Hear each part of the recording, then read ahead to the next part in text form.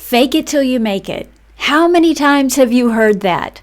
Today, I'm going to challenge that popular wisdom, and I've got a good story to help you see where I'm coming from and why maybe faking it till you make it is not the best advice. My name is Kathryn Aragon, and I'm here today with the Authority Journey podcast, where achieving your most audacious goals doesn't happen by accident. Explore the authority journey and what it takes to influence, lead, and succeed. Today's episode is brought to you by ExecutiveLP and Profit from Legal podcast. Your small business needs legal support, but maybe you've been concerned that hiring a lawyer would break the bank or be too much of a hassle. Not so. Everything profitable is affordable. And on the Profit from Legal podcast, attorney Noel Bagwell talks about how to use legal support to make your business more profitable. More profitable businesses also tend to be more valuable, less stressful, and more stable. So get the legal support your business needs today. Start by tuning in to the Profit from Legal podcast wherever you listen to podcasts. And for more information, visit profitfromlegal.com. This is an attorney advertisement, but I've spoken with Noel Bagwell, and he's a good guy, so you can trust him. All right, now, on with our story. Fake it till you make it. How many times have you heard that? Oh, it's okay if you don't know what you're doing. Just get in there and make things happen. Yes, I'm definitely for that. Get in there, stretch beyond your borders, do things you've never done before. I am the first person to advocate that. But this whole concept of fake it till you make it sometimes can get us into hot water. Last summer, I had just left a secure job. The pandemic is raging, and at the moment, most companies are sweating bullets. They're not hiring, they're letting people go. And yet, for me, that just seemed like the right time to leave a job and go back to my solopreneur business. Now, I'm not knocking that decision. It was probably the best decision of my life. It's been a fun ride, and I've done really well. But one of the first things I did, because frankly, I was sweating bullets. So how am I going to replace that income? And it just so happened I woke up one morning and I saw an email from a company that I followed on email. And they were saying, we're hiring. We want someone to run the operations of the company. And I was like, you know what? That's something I could do. I don't have experience as the operations director, but I am so organized and I systematize things so naturally. It would be a good fit for me. So I went ahead and applied. I was not faking it. I really felt like I could probably do the job, but I also knew that I was at a disadvantage with no real experience in that role. Title really does matter. But interestingly, I sent off my application and it took a few weeks and I heard back. I got an interview and I was like, wow, that's kind of impressive. They wanted some testimony, they wanted references from people I knew. So I reached out, I got references. I did the interview. I really liked the woman. Really had a fun time visualizing myself doing the job. She even talked about a book that she was reading that was kind of her guidebook on how she wanted this role to go. So I went out and got the book and read it. Well, turns out at the end of that journey, I was one of two people being considered for the job, and the other woman got the job.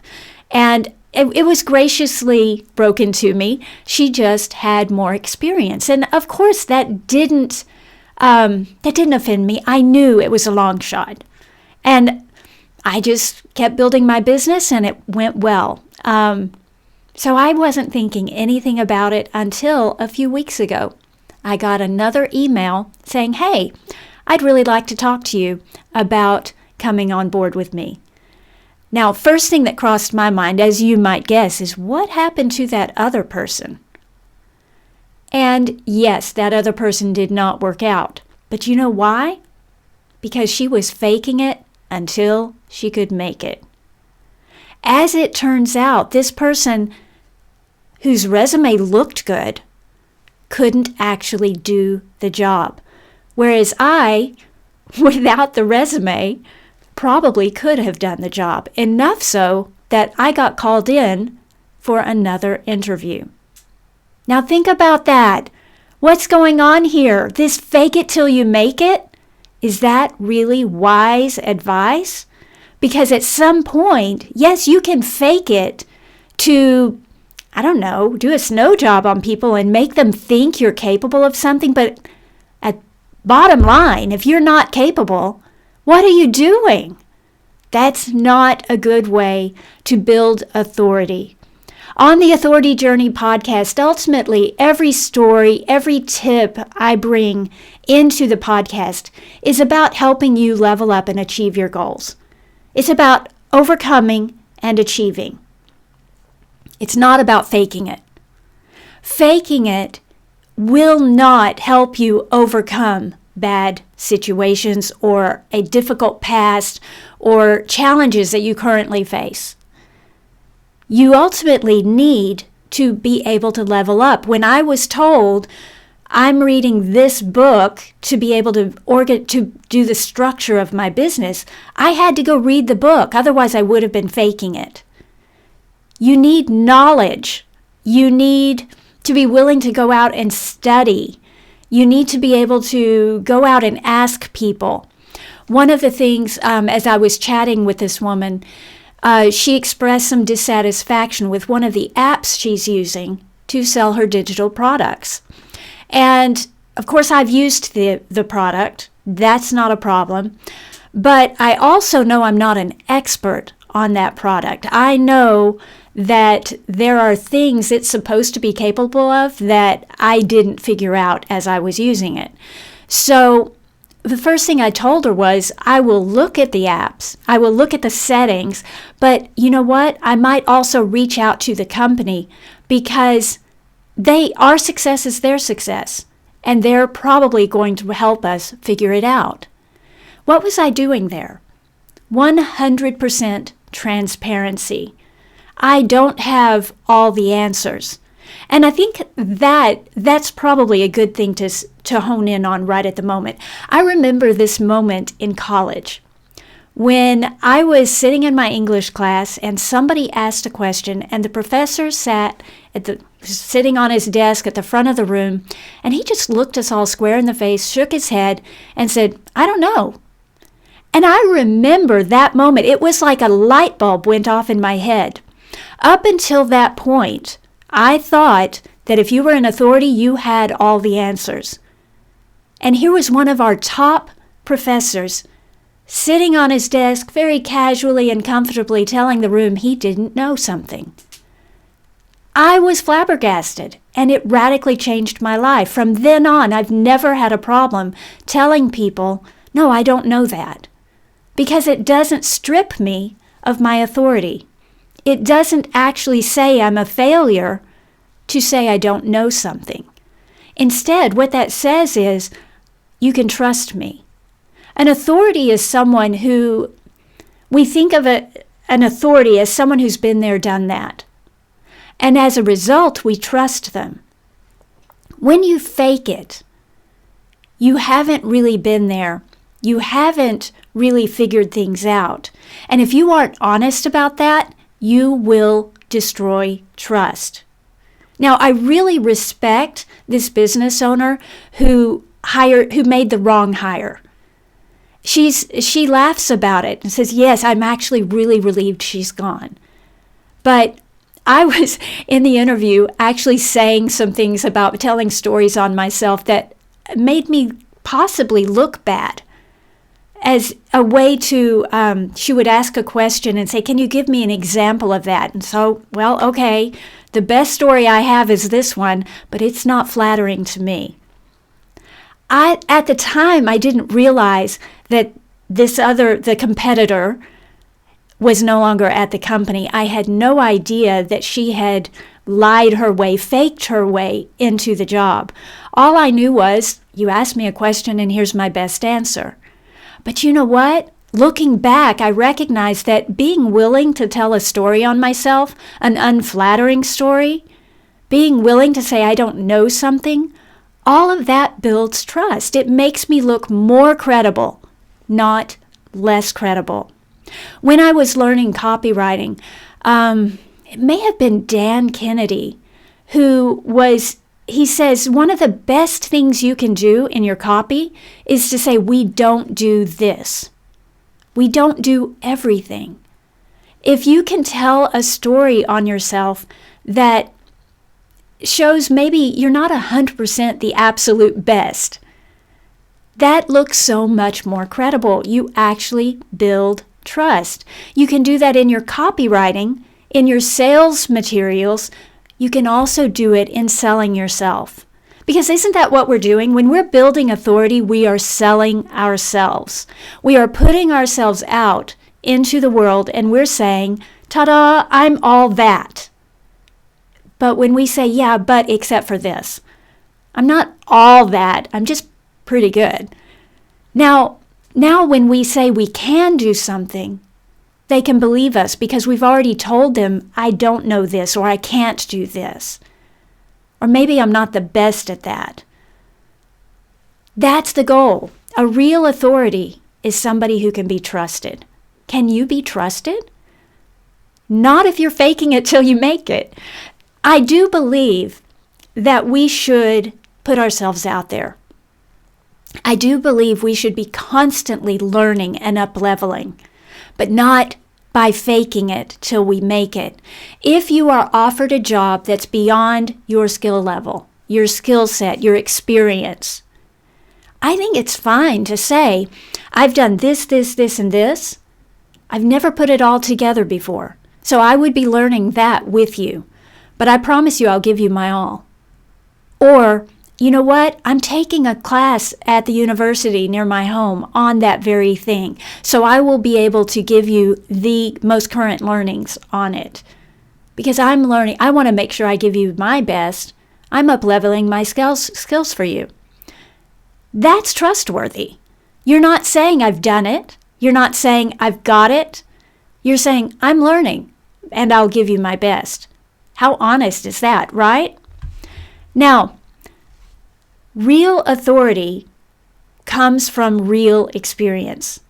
So, how do you do this? Instead of faking it, instead of going to a company and saying, oh yeah, I've got tons of experience, and basically padding your resume, making up stories of success, how silly is that, right? Create a sandbox for yourself. I've taught this for years now. My website has been my sandbox.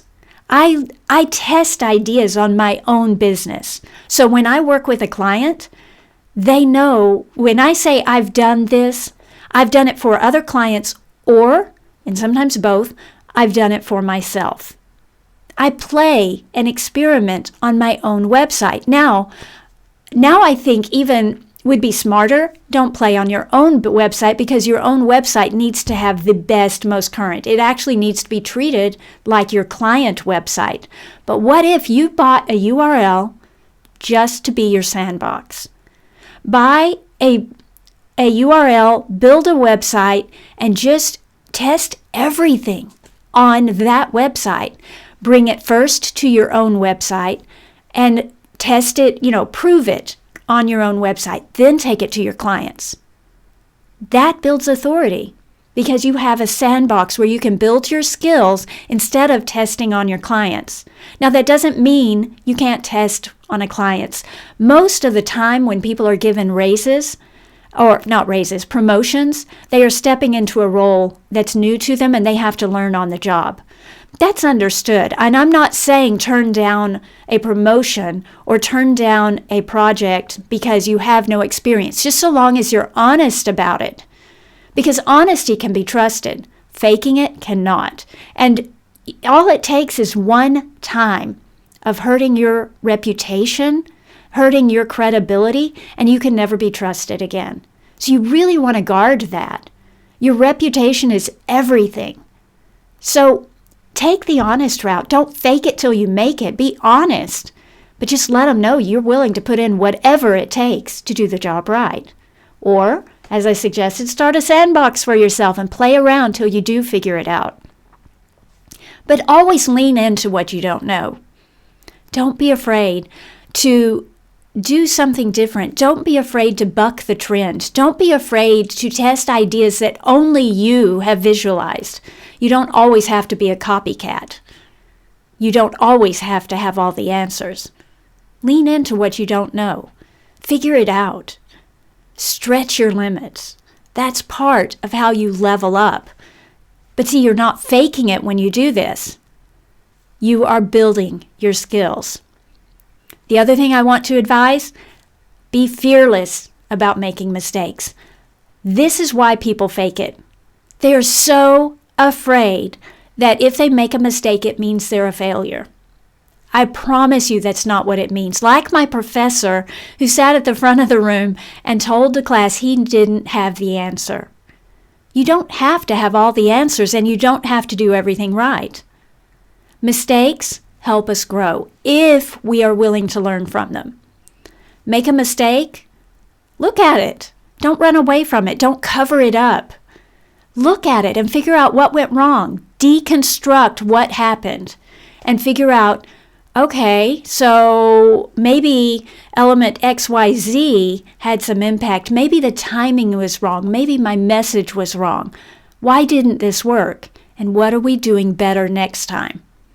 If you can do something better next time, you're good. Mistakes don't matter. You can use your sandbox website to figure things out if you want. You can test on your own personal life if you want. But ultimately, mistakes have to be made. That's how we grow. Lean into them. Let yourself actually be, a little unknown. It's okay. You don't have to fake it till you make it. Just get in there and say, I'm going to try. Shake your hands, get to work. Because you can do whatever you set your mind to. You don't have to fake it. You can be honest about what you can do today and honest about what you're capable of in the future. That's what it takes. And then you can do anything you set your mind to. I can promise you that. If you liked today's story, if you want more, definitely subscribe to the Authority Journey podcast and visit me at KathrynAragon.com to learn more about how you can use content to build your authority and grow your business. That's ultimately what it's about. You're building authority to build your future and to create something you can be proud of. And for that, you often need to know how to talk about it. So, subscribe, visit me at KathrynAragon.com, and we'll see you next week. Stay awesome.